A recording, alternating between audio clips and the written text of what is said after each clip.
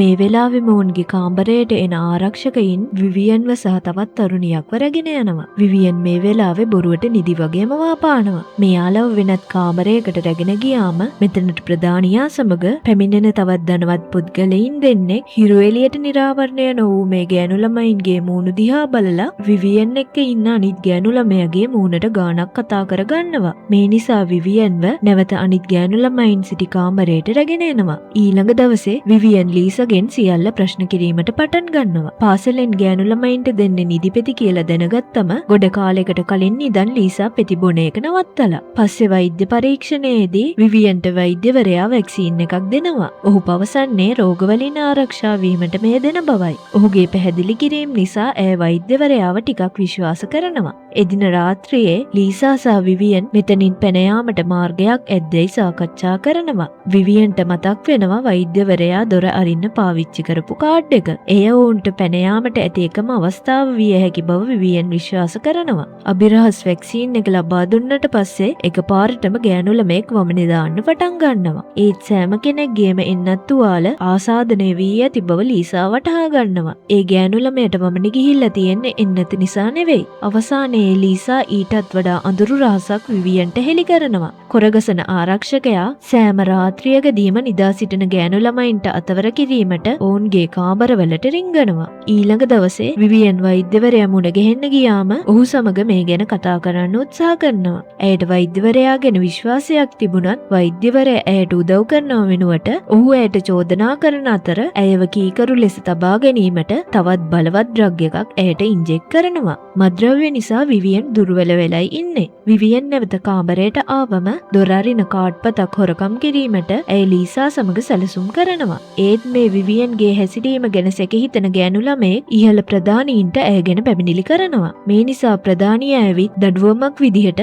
විවියන්ව පොඩි කාමරයක හිර කරනවා. මේ දවසේ රෑ කොරගසන ආරක්ෂකයා ගෑනු ළමයින්ගේ කාමරයට ආවම ලීසා ඔහුගේ පිටුපසින් ගිහිල්ලා ඔහුගේ බෙල්ල හිර කරලා බිම දාලා ඔහුට පහර දෙනවා. අවසානයේ ඇය ඔහුගෙන් කාඩ්පත අරගන්නවා. ප්‍රධානීන් මේ ගැන දැනගත්තම සියලුම ගෑනු ළමයින්ව කැඳවලා නැතිවෙච්ච කාඩ්පත ගැන විස්තර අහන්නේ ලීසාව අල්ලගත්තත් ඔවුන්ට කාඩ්පත හොයාගන්න බැරි වෙච්ච නිසා. කාඩ්පත ගැන ගෑනු ළමයි හෙළි කරන කන්ම හැමදාම එක ගෑනු ළමයා ගානේ අරගෙන දඬුවම් දෙන්න ප්‍රධානීන් නියෝග කරනවා. ප්‍රධානියාට විවියන් ගැන සැක නිසා මේ දවසේ රාත්‍රියේ ප්‍රධානියා විසින්ම ඇයට නිදිපෙත්ත බලෙන්ම පොවනවා. ඒත් විවියන් තමන්ගේ අතට කට්ටකින් ඇනගෙන නිදියන්නේ නැතුව ඉන්න උත්සාහ කරනවා. ඇය ලීසගේ ඇඳ ගාවට ගිහිල්ලා හැමතැනම අවුස්සල බලන්නේ කාඩ්පත තියෙනවද කියලා. අවසානයේ ඇය කාඩ්පත හොයා ගන්නවා. ඇය හෙමින් දොරවල් අරගෙන ඉස්සරහට එනකොට දකිනවා ප්‍රධානීන් දෙදෙනා විසින් කරන ඇඩ් එකක්.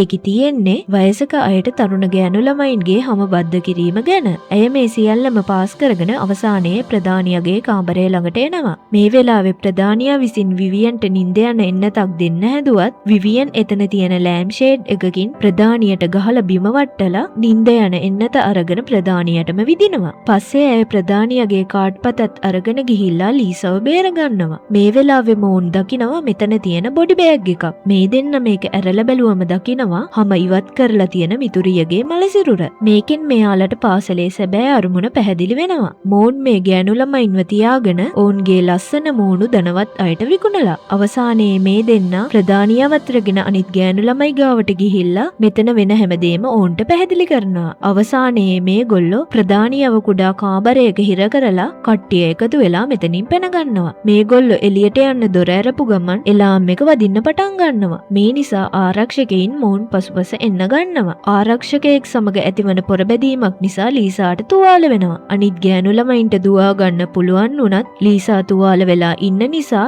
විවියන් ඇයත් එක්ක ගිහිල්ලා කාමරයක් ඇතුලේ හැංගෙනවා. මොවුන් දෙන්නව පාසලේ වෛද්‍යවරයා හොයාගත්තම ඔහු විවියන්ව රැගෙන යන්න හදනවා. ඒත් මේ වෙලාවේ විවියන් ඇගේ අතින්ම ඇගේ මූණම කපා ගන්නේ එවිට වෛද්‍යවරයාට ඇගේ හැමෙන් කිසිම වැඩක් නැති නිසා. මේ නිසා වෛද්‍යවරයා ආරක්ෂකයින් සමග මෙතනින් යනවා. පහුවෙනිදා උදේ දොරත් කඩාගෙන මෙතනට පොලිසියෙන් ඇවිල්ලා මේ දෙන්නව බේර ගන්නවා. අවසානයේ මිතුරියන් දෙදෙනා එළියේ නිදහස සතුටින් භුක්ති විඳිනවා.